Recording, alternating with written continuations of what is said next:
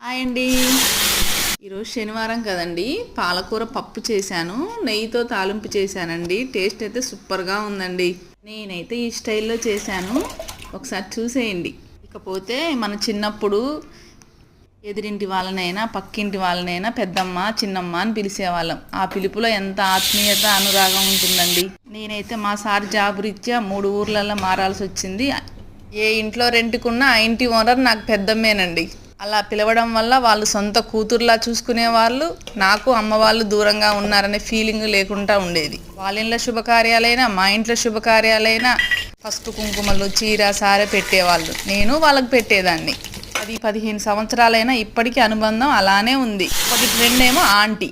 ఈ ఆంటీ అనే పిలుపులో ఒక ఆప్యాయత లేదు, అనురాగం లేదు, వయసుతో సంబంధం అసలే లేదు. నిజమేనా? మీరేమంటారు? కొత్త మామిడికాయ పచ్చడి, వడియాలు, పప్పుతో లంచ్ రెడీ. థ్యాంక్ యూ అండి.